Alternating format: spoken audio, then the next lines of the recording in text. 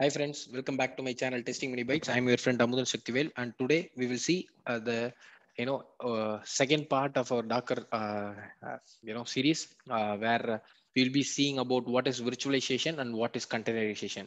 This is really important if you want to work with Docker. In the previous video we saw what are the reasons that we have to move to Docker, right? So we need to understand what is virtualization and what is containerization in order to understand the whole Docker clearly. So first we will see what is virtualization.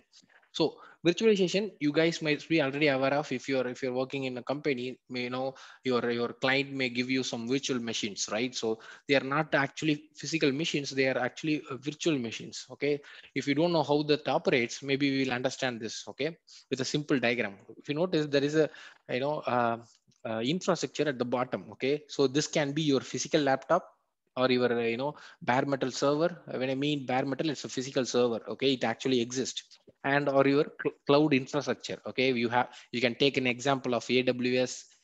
You can take an example of Azure or Google Cloud. Okay, so these are all the physical infrastructure, right? You need to have the capability, the RAM, the memory, and the RAM, right? So this is your real machines. Okay, now we will neglect about this bare metal servers and cloud infrastructure. We will only see about this laptop. Okay, imagine you are watching this video in your laptop, and you know in this laptop, what I want to do, is suppose say what of the laptop you're having is Windows OS. Okay, it's having a Windows OS. Okay, now in this laptop itself I want to create another laptop.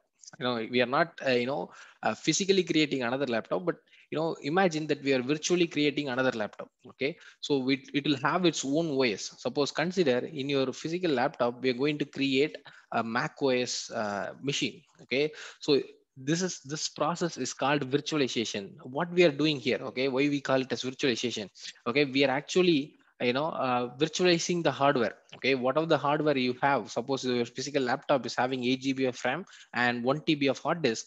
Okay, whatever the laptop that I'm going to create will also consume the memory and the and the RAM from your host. When I mean host, it's your physical laptop. Okay, so it's like what is virtualization? It's importing a guest OS on top of host OS. Okay, so this is the host OS. I'm creating one particular virtual machine.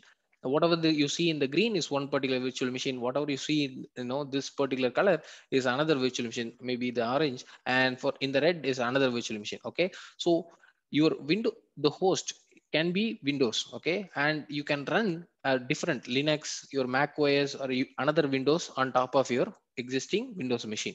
To do this, you need something called as hypervisor or virtualizing software. Okay, there are a lot of virtual virtual virtual machine creating softwares available. Like you take an example of VirtualBox. Okay, you can also take an example of VMware. These are all quite commonly used virtualizing softwares. Okay, so these softwares can help you to create a guest OS on top of your machine. Okay, so the pretty good advantage about this particular virtualization, okay, creating a laptop, with a virtual machine on top of your laptop is like, you can have a multiple.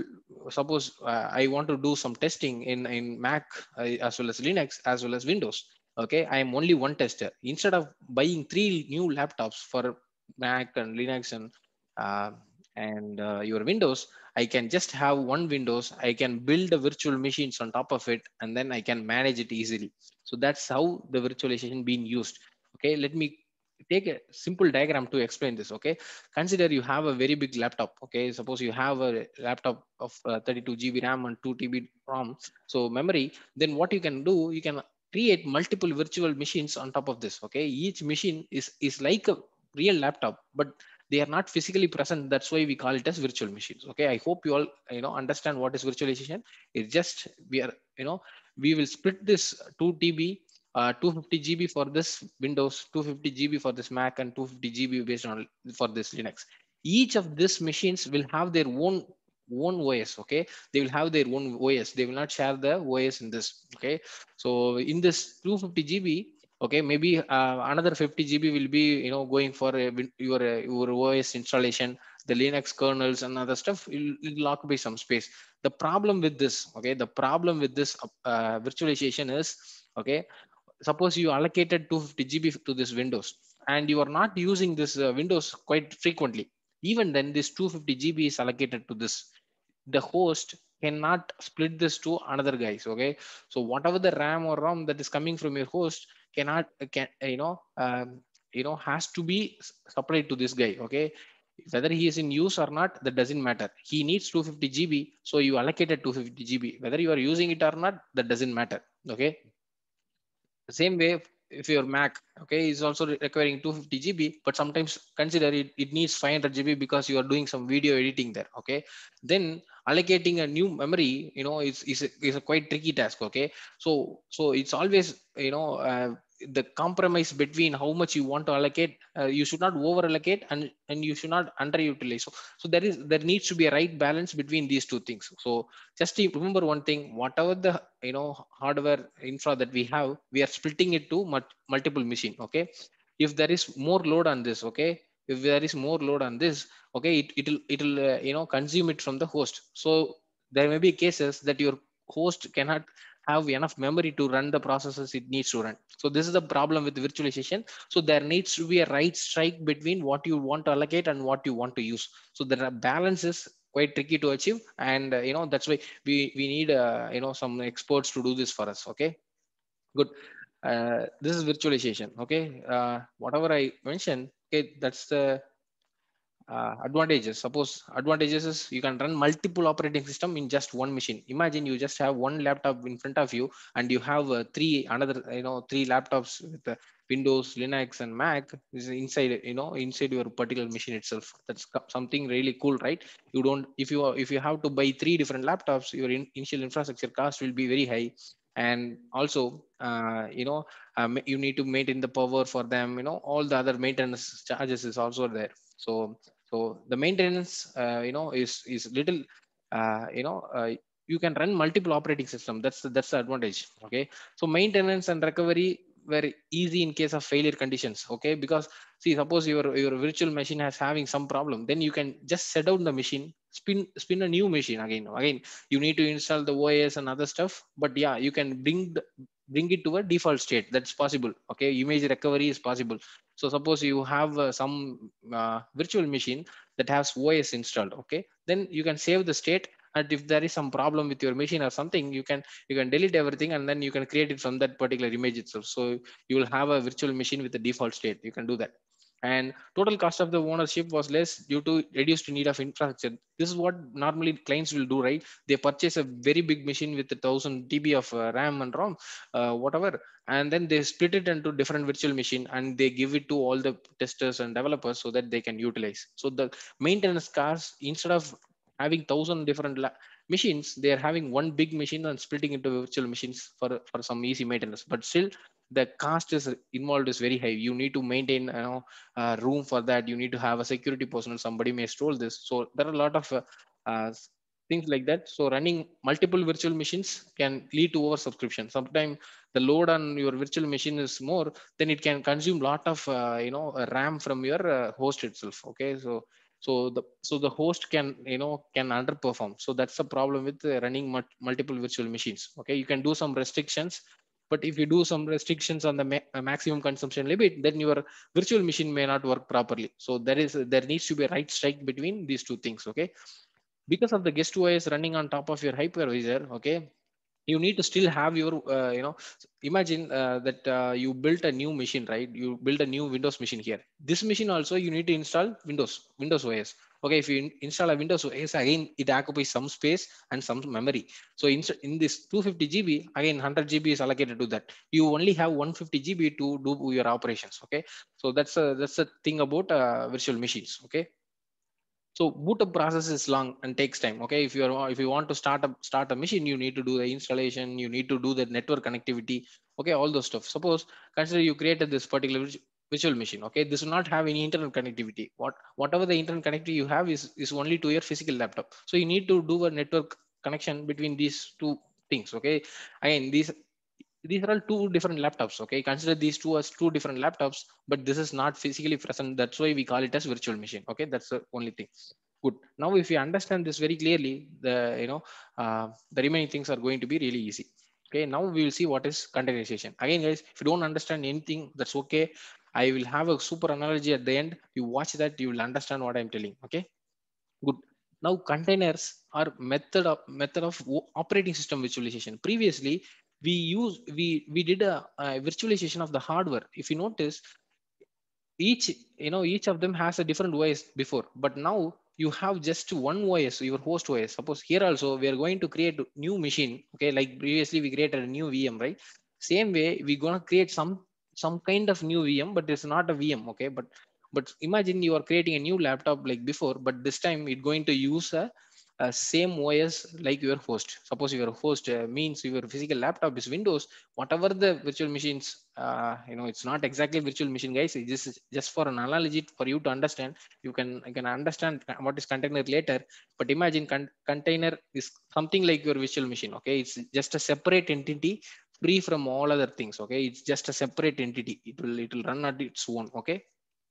So this is what the virtual machine, whatever you see in different color, is a container, and you have something called as container engine. So to manage all these containers, all these machines, you can imagine you have something called as container engine. This container engine can be anything like your Rocket, okay, or your Apache Mesos or something like that, or you can have your Docker.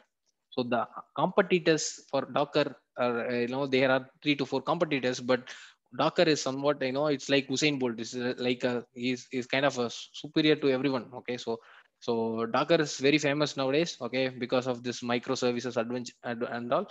But yeah, predominantly we are going to see Docker engine as, sorry, the container engine as Docker, and we will not be seeing anything else. Okay, so good.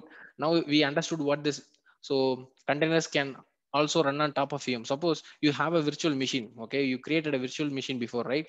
This is a virtual machine. You can install a Docker on top in this particular machine itself. So you have nested virtualization kind of things. Okay, again, guys, it's just an extra add-on. So if you don't understand, that's completely all right. We will see that. Okay, we will create a AWS EC2 instance later, and then we will do all these things. Okay. Good. The advantages of containerization is there is no guest OS, so you don't have to install your another OS and stuff. Okay, if you notice the diagram, there is no guest OS. Whatever the OS we have in the host, it's going to use that. Okay, it's a very good guy. So, and then it's also going to share libraries and resources only when it need. Okay, unlike VM, in VM you have to, when you are creating virtual machine itself, you need to tell, I need to allocate 250 GB of memory and this something, some processing. Okay, but these guys will not be like that. Okay, so they will only take or consume your resources only when there is a need. Okay, otherwise they will not consume all these things. So your host can control a lot of guys. Okay, so it is lightweight than the virtual machine. It's faster than the virtual machine. So spinning up and spinning down is very faster. Okay, that's whenever I mean spinning up or spinning down hereafter, it means I'm starting a new container and I'm terminating a new container. So starting can be called as spinning up. Okay, so in Docker world we call the starting as spinning up and terminating as spinning down. So whenever I use these terms, please keep in mind these are these things. Good. And most importantly, this is the comparison that I want to give. So this is an analogy, right? So we have on the left side, we have machine visualization, and the right side, we have containers. Okay. Okay. Now I'll tell you one example. With machine virtualization, you can consider you are renting a room. So how about, suppose consider I now live in Chennai. I got a new job in Bangalore. What I need to do, I have a family now. I need to shift along with my family. So what I have to do, okay, I need to go find a room, find a flat or apartments where it's near to my company, and I need to pay the advance. Say they will ask for 1 year of advance, like 12 months advance they will ask. So I need to spend some initial infrastructure. It's the same like this. Okay, I need to spend some initial infrastructure, and most importantly, I need to install the guest OS, which is like you need to buy the furnitures, you need to buy the refrigerators, you need to buy the gas connection. There are a lot of things that you need to do, right, while setting up a home. You suppose if you have set up your own home, what are the consequences, right? So it's really hard. Okay, that's how with machine virtualization. So you need to install a OS on the virtual machine. You need to allocate memory. You need to provide the network connectivity. All those things are there. Okay, so in, it's like renting a room, okay, renting an apartment in some place, new place that you don't know. And suppose I want to vacate from there, again there is some agreement between me and my house owner, so there are certain terms that needs to be signed on. He needs to be me to tell before 2 months. So spinning down again vacating that particular room is again a difficult task. So hiring a room, finding a room, you know, in, putting all the things in place, and then vacating the room is really really hard. But imagine on the right hand side, I have something like containers or your PG. Suppose you know what is a PG, right? Paying guest, okay? You have everything there, okay? You go, you just walk into a PG, tell them I need a room, okay? That's it, okay? So they will give you a room with TV, all the cots there, they do all the laundry as well. So everything is already in place. So I can directly go, give just 1 or 2 months advance. I can live there, and when I want to vacate, I just vacate as soon as I think. Right, so it's as easy as that. So if you're someone who don't know what is PG, if you're from some other country watching this, you can imagine like Airbnb. So if you rent a hotel from Airbnb, it's much easy, much cheaper, easy to book, easy to vacate as well. So that's how the containers. You don't have to do anything for that. The operating system you don't have to install, because it's already going to use your host OS, okay? So it's gonna need very small binaries and libs, and apart from that, it's gonna consume all other things from your host. So the spinning up and spinning down is much faster here. I hope you all guys understood what is virtualization and containerization. Even if you don't, that doesn't matter. We will see much detail in the upcoming classes, guys. So I will see you all in another great video. If you are new to the channel, please do subscribe and share it with your friends, guys. Thanks a lot for listening to me. We will get started from the next session. Tada, bye bye.